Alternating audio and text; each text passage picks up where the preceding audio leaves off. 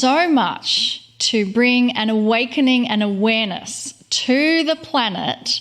And her name is Caroline Corey. And I want to make sure Caroline is on the Zoom feed with us. Caroline, are you there? I am. Hi, everyone. Hi, Monica. Hi, Caroline. And hi, Caroline. She has so many amazing things that she's doing. It's true, and I get excited because this really is the kind of thing that Kryon has talked about. It's the crossover that we've been looking for. Caroline Corey is an award-winning filmmaker, author, and the founder of Omnium Method of Energy Medicine and Consciousness Studies.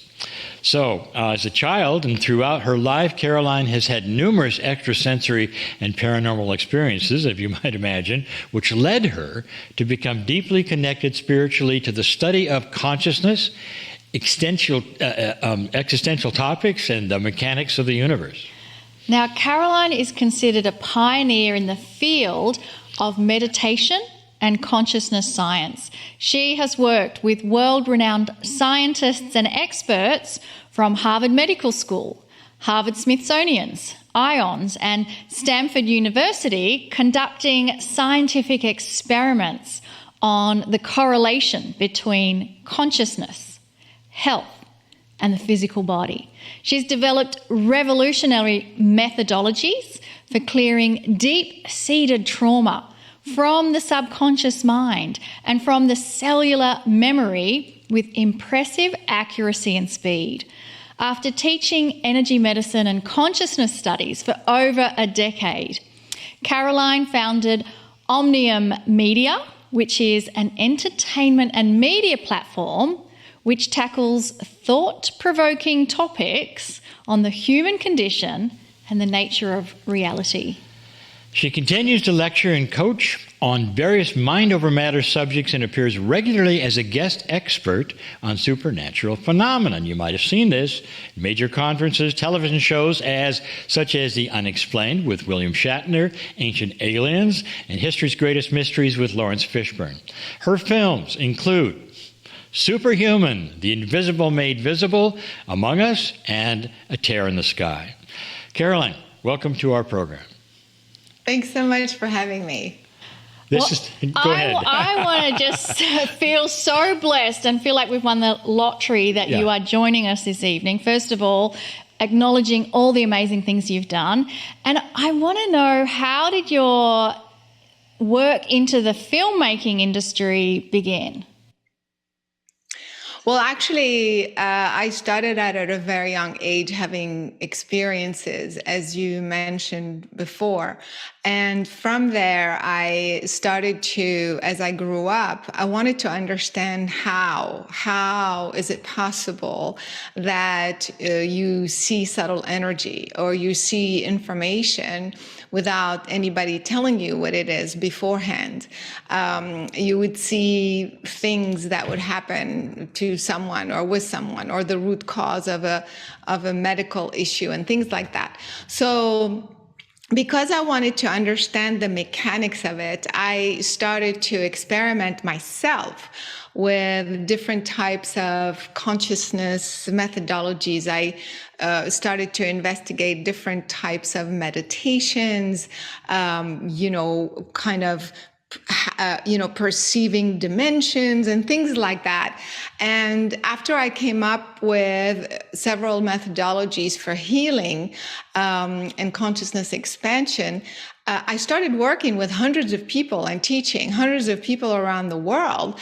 And we would get validation after validation after validation that I thought, wait a minute, this stuff is real. This is not paranormal. This is normal. We just don't know how it works. And so I started working with scientists. And as we started getting incredible results with scientists, I thought the general public needs to know about this. And I started to make films. The first one, I made a few. And also I had studied film like a long time ago, but I never did anything with it. So this was the perfect opportunity to start making films on these subjects. I love that you brought everything that makes up you into an expression of what you have discovered. And so if anyone's listening here and you've kind of studied a degree or you've had a job and you think, how is this relevant to my life? I think everything we do in life is always driving us forward to the path that's yet to come. So something had to happen early on, I would imagine. Your experiences with mind over matter or anything psychic that actually, got you to start even looking. Do you want to talk about that? Yeah, well, the first experience is when I was 5 years old. This is where I remember I was just there, and all of a sudden I saw these beings, these light beings that just showed up. And I realized that I could see them, hear them, sense them, but nobody else could. And so, they kind of showed me how we were communicating. Obviously, it was telepathic, and how my brain was translating their energy, their thought form into a language I could understand. And so they told me that we are the same lineage. So I could kind of see where I had come from, like what my lineage was beyond the human, obviously, and how you are never severed from that lineage. That connection and that communication continues, whether you like it or not. And for me, they wanted me to ask for it, like to kind of intentionally and consciously maintain that connection and communication, because ultimately that was going to be with me the rest of my life to kind of guide me, so to speak. I'm sure, Lee, you can relate to that, Monica as well. And so that experience was so significant that it's like super clear in my mind to this day. And what happened was, it was this imprint of a specific frequency in my brain that allowed me for the rest of my life to kind of go back to it, so to speak. And when I'm there, it just opens up everything. So that's why it was extremely significant. That's the first experience. And then later on, of course, I'm 5 years old. It just happened, right? But it was later, as I grew up, that I wanted to dissect and understand how it happened so that I can teach others and help others with it. And so I had other experiences after that, but I would say that was the most significant one that got me on this journey. Most of the people who will watch this show that know me, and there's a whole lot of people watching this show around the world and on YouTube and all that may not know me like some of the others, will know that I am an advocate for measuring consciousness. That we've always said that consciousness is not a subjective science, it is a real science, and can be, there'll come a day when it'll be part of science. Do you agree with that?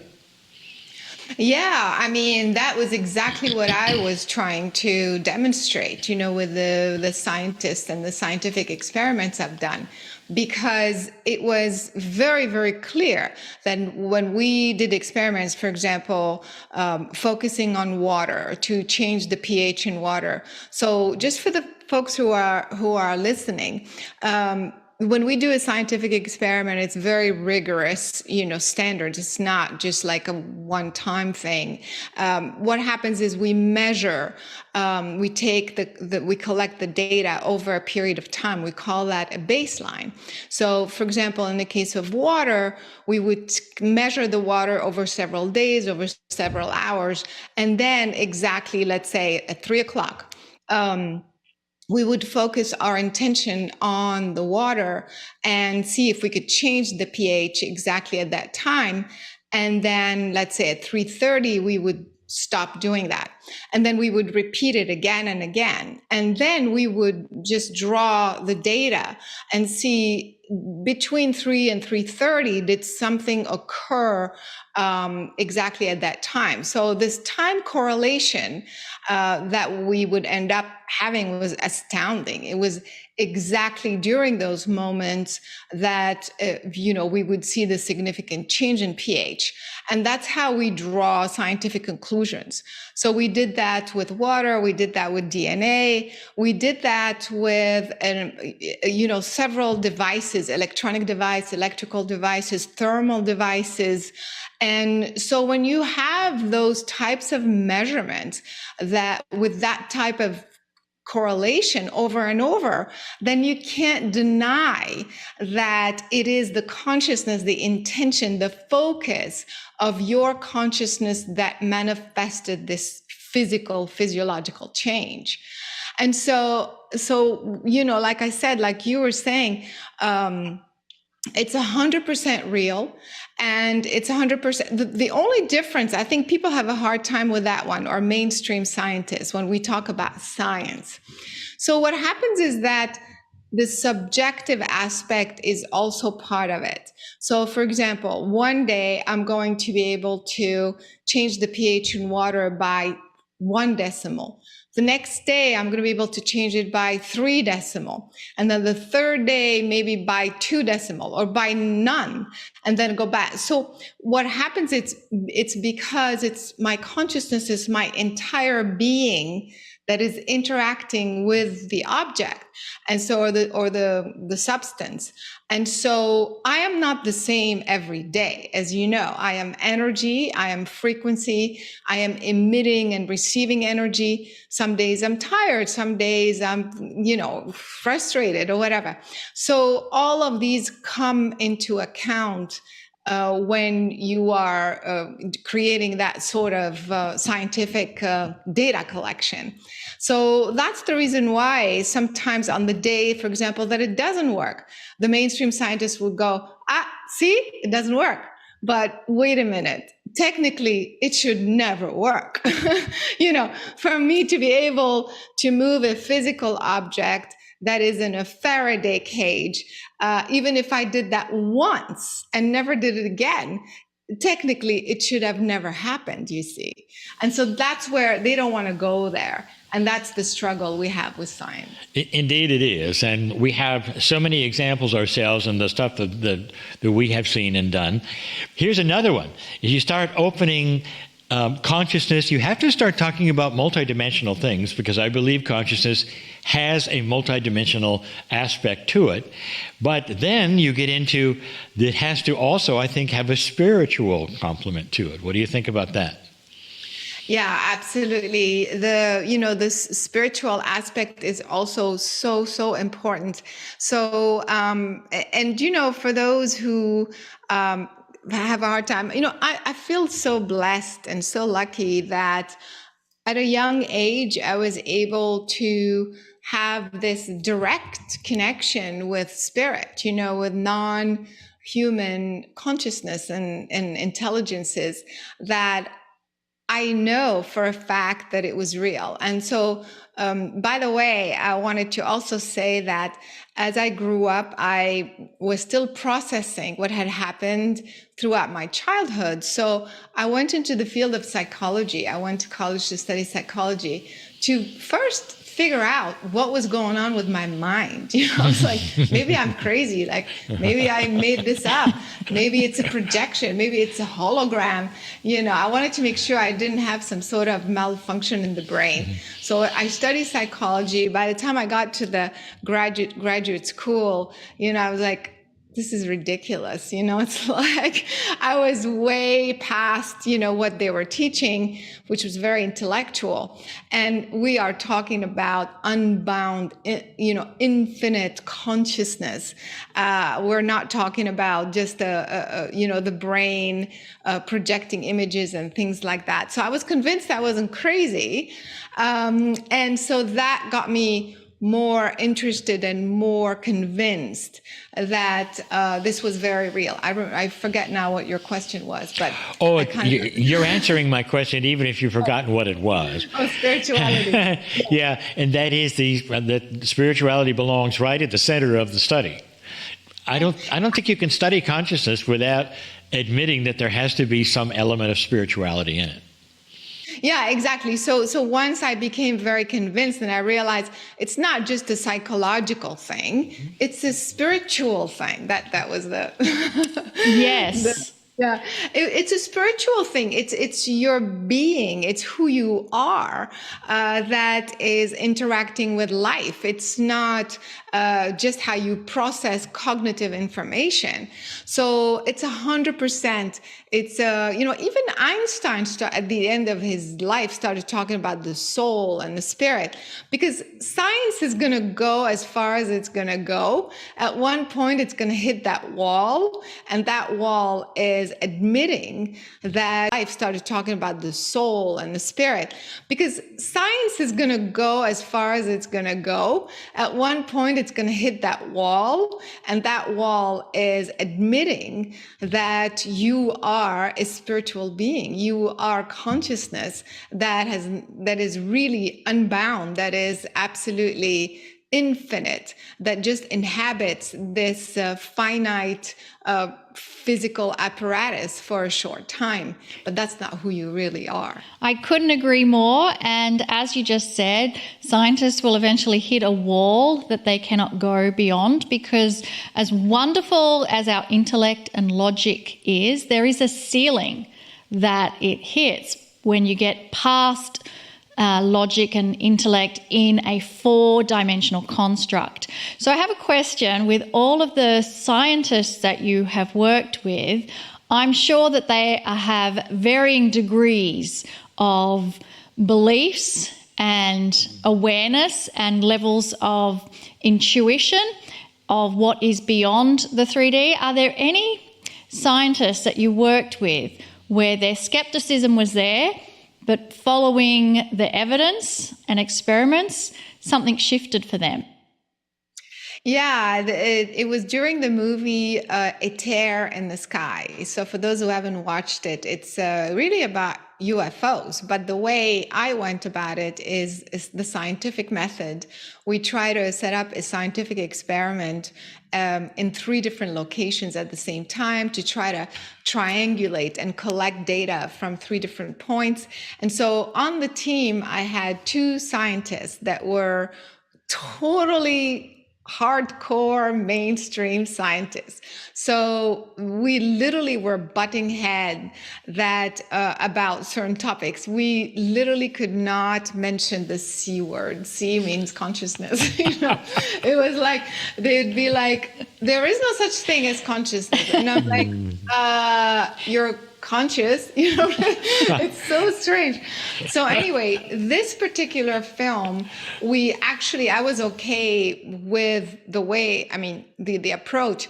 I actually wanted it to be very sciencey and very mainstream scientist, because that had never been done before. We saw like the CE5 and the communication with angels and ETs and stuff like that, but no one had done it strictly scientifically. So I kind of went along. I was okay with it. And of course, in my bedroom, I'd be like talking to, to whoever's out there, like, hey, are you going to show up? We have hundreds of thousands of devices and equipment collecting data. So, work with me here. So I was doing my work in the background. However, I had another scientist, Travis Taylor. I know Travis for several years. I don't know if you guys know who he is. He's on the show, the Skinwalker Ranch. And when I first met Travis a few years ago, he was so hardcore. You could not mention anything, let alone consciousness.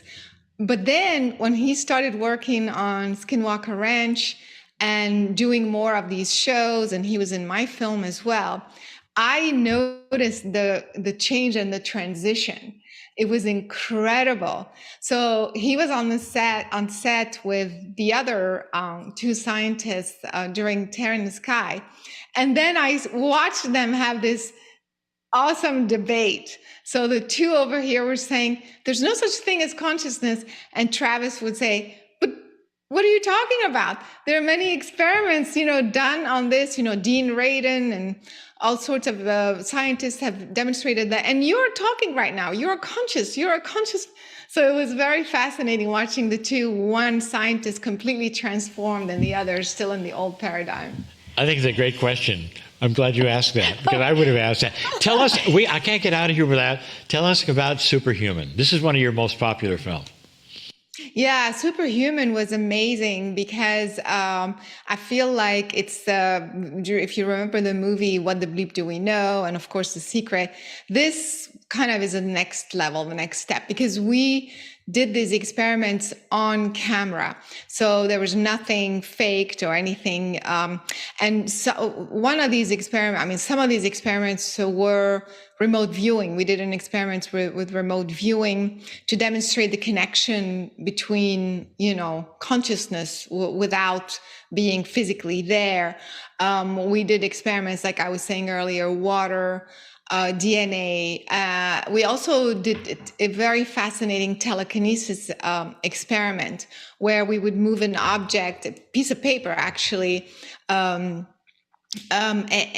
then we would cover it with a glass and we would try to move it. And then we would cover it with two glass container and we would try to move it. And then we would put it in a different location. So I did one telekinesis experiment where we were moving an object long distance, and we put it in a Faraday cage to demonstrate that there was no thermal or electromagnetic or anything that was interfering. So we did that also with scientists. And finally, I think the most fascinating thing we showed in the film is the kids and adults too, who were able to be completely blindfolded and read and play ping pong and get on a bicycle completely blindfolded. So it's very, very encouraging and very powerful to watch this film, because all those who are working in this area will literally see the proof that this is real and how far we can go. I think we're really at the tip of the iceberg of discovering just how powerful we are, and that it's not a select few individuals. Every human that comes on the planet is equipped with divinity inside of them that is just waiting for them to discover and explore and have that consciousness connection with a divine energy source that you are part of. And it happens one by one. So I would love it if you are able to take us through a meditation, because you do so many different kinds that help us really connect in with that source.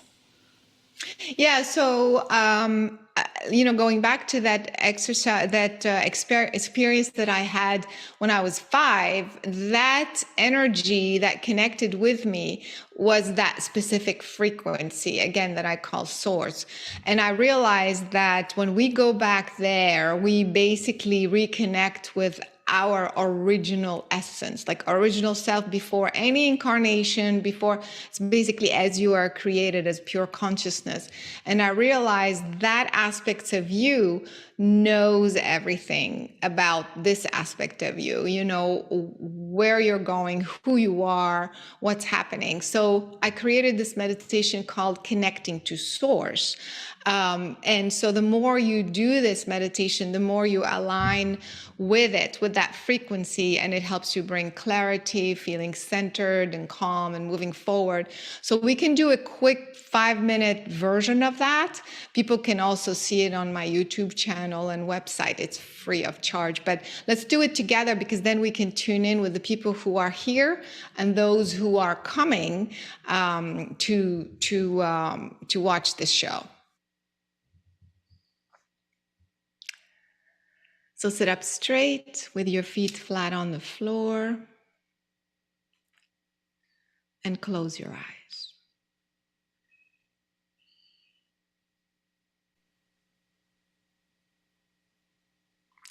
Let's take a deep breath in through the nose, deep breath. Exhale through the mouth.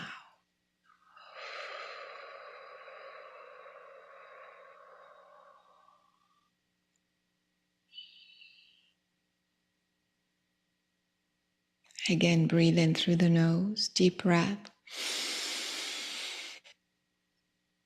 Exhale through the mouth.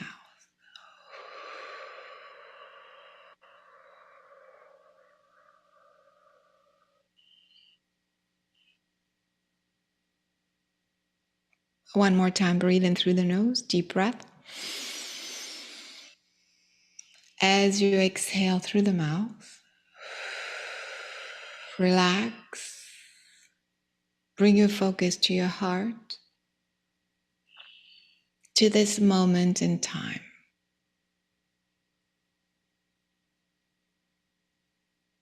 Say quietly in your mind,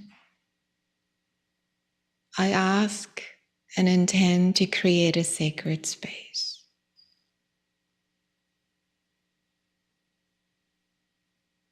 I ask to let go of all distracting thoughts, distracting energy, distracting information.